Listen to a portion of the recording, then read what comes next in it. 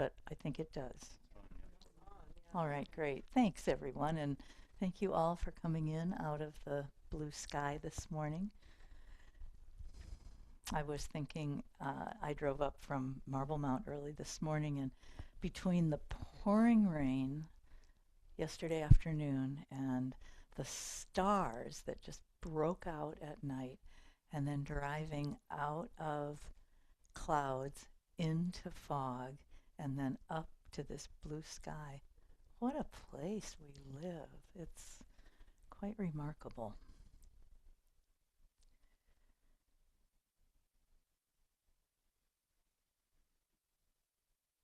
I always have a backup paper copy when I use my iPad because the day I got this green rakusu, I pulled my iPad out to give my talk, and it was in the process of rebooting, not to be disturbed, so I had to make it all up. But, you know, that's kind of what we're doing, so anyway. So Buddhism loves lists, as do many other organizations. In this case, the list I'm going to draw from is the Six Paramitas. Paramita is about wisdom. So basically, it's a grouping of the 5 qualities that combine together make the 6th paramita, the prajna paramita, or perfection of wisdom. Sila began the series by talking about the paramita of dana, generosity. How can one be wise without a generous heart? The second paramita is called Sila in Sanskrit. It is about ethical conduct. I know no one in this room is unfamiliar with the notion of ethics. We all grew up with some. Think for a moment about the ethical practices you were introduced to in your childhood.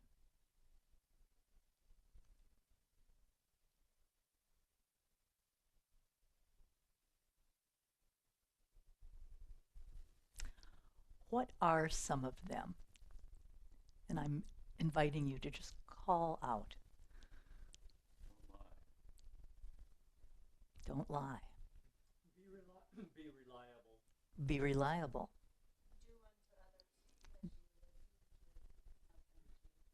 The golden rule. Do unto others as you would have them do unto you.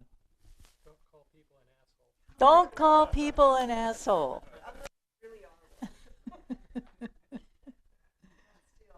Do not harm others. Do not harm others. So, you know, we've had this since we were able to understand what our parents were saying to us, or whoever it was that was giving us these guidelines. Norman Fisher wrote a book on the Paramitas that I have drawn from, and which Razel is going to expand upon in a further class on the Paramitas. His book is called The World Could Be Otherwise. And in it, he suggests that the ethics described in the second paramita are a somewhat different take. On page 55 of the book, he says, the bodhisattva's perfection of ethical conduct isn't the usual sort of ethical conduct. It's ethical conduct beyond ethical conduct. Wisdom beyond wisdom. At first, it involves some intentional restraint when we're getting it together. But as bodhisattvas continue the path, they easily and spontaneously practice it without particularly noticing. At this point, the perfection of ethical conduct isn't uptight or restrictive. It's a joyful path of doing what comes naturally out of the fullness of the heart. We don't generally think of ethical conduct that way. We think of it quite soberly as a matter of restraint, purification, and righteousness. You follow ethical guidelines to clean up your act, straighten out your behavior, be a decent and good person. All good.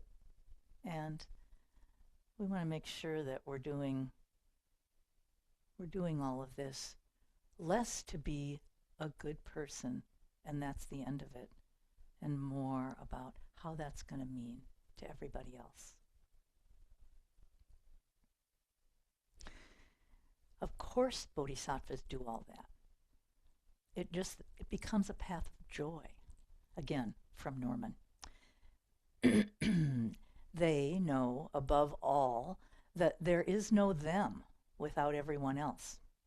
So conducting themselves with respect for others is a common sense. And when they mess up, as they sometimes do, as I sometimes do, as you sometimes do,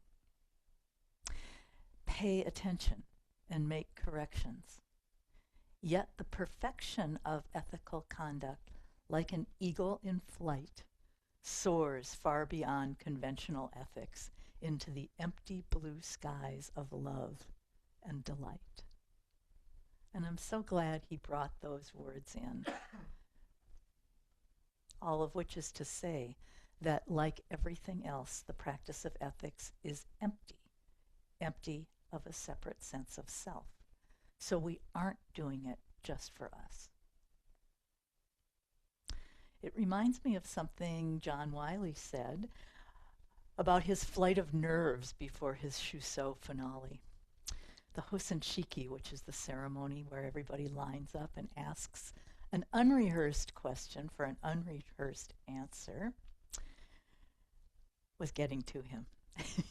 And he confessed to Norman that he was really nervous and was considering ducking out the back door. Norman said, "Practice, be there, so that others may practice too." When I was in my mid-20s, I was a hippie. You know, they say once a hippie, always a hippie, so I suppose I still am. But we wanted to save the world. Not everyone in that culture, however, was entirely upright. And I had made friends with a guy who owned a head shop in Minneapolis. Very exciting, very cool. Leather products, tie-dye, and a little drugs thrown in. At one point, he asked me if I wanted to make some money, big money. I would transport cocaine from South America back home. He thought I would be good because I was teaching school at the time, and I had that teacher persona in the midst of it all. I actually considered it for about 5 minutes. School loans, gone, everything. And then I thought about my grandpa. He was still alive, and we had a great relationship. Beyond that idea for myself and my safety, the risk of being caught and jailed, I knew that I couldn't risk hurting him. Perhaps never seeing him again, and letting him down from all the good he had given to me. What the effect would be on others was equally important to the danger to myself. Norman goes on. Ongoing meditative practice makes this correction even more obvious. You see that you never get away with anything, that shoddy conduct casts shadows on your mind and heart, that you feel sooner or later as mental or physical discomfort when you sit down to meditate. I'm reminded of a story in one of the Vipassana books that I read early on, and one of the students of my first, I guess my first teacher, Goenka, was someone who had developed bombs, atomic energy. And he was in a single cell of meditation. And the story is that he was just bouncing off the walls until he settle, discharging all of that stuff that had been part of him. So, this framework for ethical conduct in Zen, if you haven't already figured it out, is through studying the 16 Bodhisattva precepts. It's a lifelong study and practice once you have embraced it. Some people choose to make a formal course of preparation in order to really commit to the precepts. We spend about a year in study. While at Red Cedar, we offer the precept study to everyone who is interested. There are always at least a few people who are immersed in the precept study in preparation for taking the formal Bodhisattva vow, sowing a rakusu, and who are participating more actively in the Sangha. My first precept study was like this. After asking to study the precepts, I just kind of walked up to the teacher and said, I want to study the precepts with you. And he went, well, it's kind of not exactly how we do it. You know, we kind of want to get to know you first, and I need to get up a group that is going to be worth it to do it for. So 3 years later, I got a letter in the mail inviting me to study the precepts. That was after many, many visits and sessions and all that. Anyway, there were 11 of us, and we did it together in Canada. We met once a month as a group, and in between we studied as a partner, one precept at a time. We spent a weekend at one practitioner's home, starting to sow our rakusus. We became a cohesive group. These are the precepts. The 3 refuges. I take refuge in Buddha. We just did this. I take refuge in Dharma. I take refuge in Sangha. The 3 pure precepts. I vow to refrain from harmful conduct. I vow to cultivate beneficial conduct. I vow to benefit all beings. And then the 10 clear mind precepts. And these precepts have been originally known as prohibitive precepts. Don't do this, don't do that. But more recently, within this, say, 100-year period or less, there's been a movement toward clear mind precepts, where we try to put a little more positive spin. So when I say these, I'll first say the clear mind precept, and then I'll say the original prohibitive precept. I vow to protect life, not to kill. I vow to receive gifts, not to steal. I vow to respect others, not to misuse sexuality. I vow to be truthful, not to lie. I vow to remain clear, not to intoxicate self or others. I vow to practice generosity, not to be possessive of anything. I vow to practice loving kindness, not to harbor ill will. I vow to cherish and polish the 3 treasures. Now, while these precepts are strong statements, they are flexible. Each precept may be viewed on levels or perspectives, concrete or relative, compassionate and absolute. For example, the second of the 10 clear mind precepts reads, I vow to receive gifts, not to steal. From a concrete point of view, we vow to refrain from taking something that isn't ours. But what about the man whose family is starving, who walks by the back door of a bakery? Is one loaf of bread for a starving family truly breaking a precept? From a compassionate point of view, children must eat or they will sicken and die. On an absolute level, there's no difference between giver, receiver, and gift. All of this requires both discernment and flexibility and a devotion to upright living.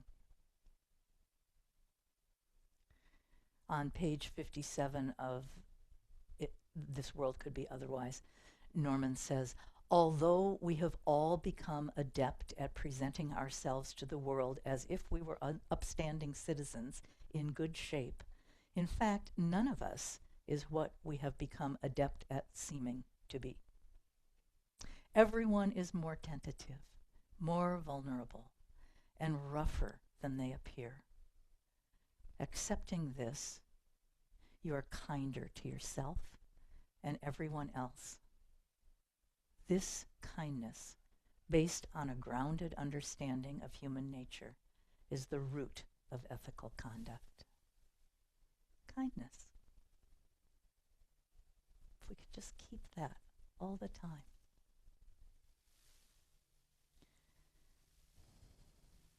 In addition to the precepts, there are a few concepts related to ethics that we cannot leave out. Karma, renunciation and atonement, forgiveness and love. With regarding karma, Norman says, if blank, then blank. Karma is the result of actions. It is cause and effect. In Zen, since we do not tend to dwell on reincarnation from life to life, we view it within this life, moment to moment. How will this action affect our world's future? In a timeless view, the vow of repentance, all my ancient twisted karma, reflects the infinite nature of beginningless greed, hate, and delusion. We pick it up from all time. It doesn't make it right, but it does absolve us from inventing new karma.